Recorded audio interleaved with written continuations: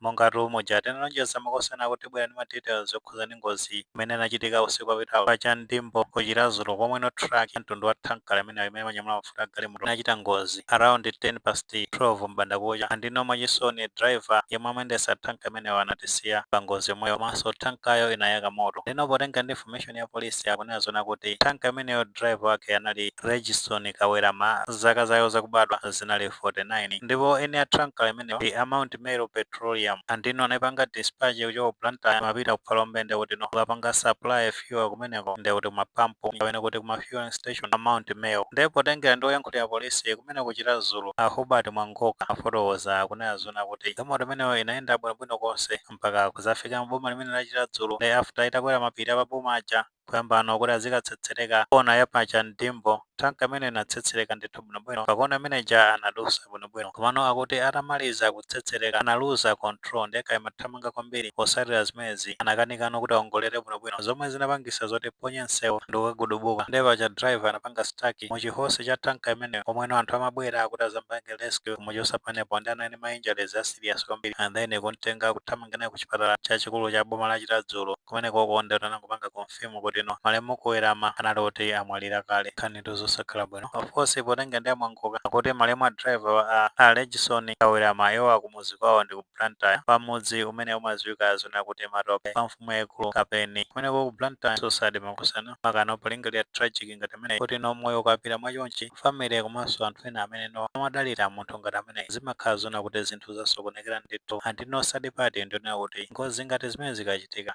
mbali yokhuza ndi galimoto paja zimakhala zoti zili pa insurance yani a insurance yamatha kupanga cover zino ngati zimene of course imwena nthawi zina driver amazakhala ma insurance yani kuti no kumazabwera ma compensation ndi zina zotero however compensation imene ingachuluke motani ono singathe kukwanisa value ya moyo so potenga ndi narration ya polisiwa kutheka kuti malemu a Registon Kawerama a driver a tanka imene kutheka ndithu kuti nsewu umene wamodzi wabwinobwino ina ndithu sikanali kuyamba kudusa nsewu umenewo pano we can't figure out kuti what happened pa nthawi imeneyo kapena break anavuta ina paja amatha kunyutulira chani pano sizinaende pamenepa pepese kwambiri ku family ya malemu a driver amenewa a Registon Kawerama monga timadziwa kuti imfa ndiyosazolowereka zikatero mitima makhala yotsweka polingalira magawo ambiri amene malemuwa amatenga komano kupepesa kwathu singathe kufikira pochiza mabala amene abwera chifukwa cha imfa imeneyi ndi Mulungu yekha amene angathe kukwanisa kutonthozani pepani ndithu pepani pepesenso kuntchito lina wonse amene akhuzira direct ndi imfa imeneyi ambuye ndithu akutonthozeni paweto penipeni tipempherere mzimu wa malemu Registon Kawerama kuti no ambuye aulandire komanso usemu mtendere abe mafunso kumakhalapo kuti kodi nthawi imeneyi imachitika ngozi imeneyi potengera kuti akuti inachitika around 10 past 12 am kodi no magaya akuntchito umeneko ku Mount Meru amapanga dispatch ma truck yanu kuti akapanga supply ma fuels amapanga dispatch nthawi yanji ifatu nthawi imeneyi past 12 nthawi ndithu yotayika kuti munthu amathanso kukhala kuti watopa chani andinso nkutheka kuti ngozi imene itha kuchitika chifukwa cha fatigue chani so funso nkumati kuti kuntchito umeneko nthawi imene mapanga dispatch anthu amene ndi nthawi yanji ifati kapanga consider distance yoka ku Phalombe kufika mtunda wa Blantyre sikutali ayi kapena anapangidwa dispatch yochoka ulilongo kuti nomwena ku Blantyre kwana kudusirako apanga cheke zina ndi zina achazi wa understand kuti no amene amayendesa galimoto zikulu amatankala waka matruck azambe amapanga prefer kuyenda usiku kutengera kuti munse umakhala kwaili however safety yaso imafuna kupanga consider akamaka ma employers ino muzipangaso observe zinthu ngati zimene but usizopereka sense akhala zoti mwene kunali pressure yani ngati nthawi ijayo mwene mafuta amavuta yani amene fuel amavuta ija anthu kuda understand ono situation apanga normalize andino kunali kotheka munthu kupita mama wa bwinobwino sofunika ndithu kumona zinthu ngati zimenezo kuti nosapange cost ya anthu ivinso magaya boma isata imufuna kupanga regulate zinthu ngati zimenezi machazi we understand kuti no private companies amakhani ma policies yawo so sometimes government can come in kupereka so ma directions ina amakapotengera ndi katundu amene magazi amene amakhala kunyamula being high flammable kuti any slight mistake ndiyoti ni moro like imene zakhalira pamene zimakosana sozera mune maganizo pankhani imeneyi ngati maganizo oti ina oti tifotokoza comment section kumanemekezaso maganizo anzathu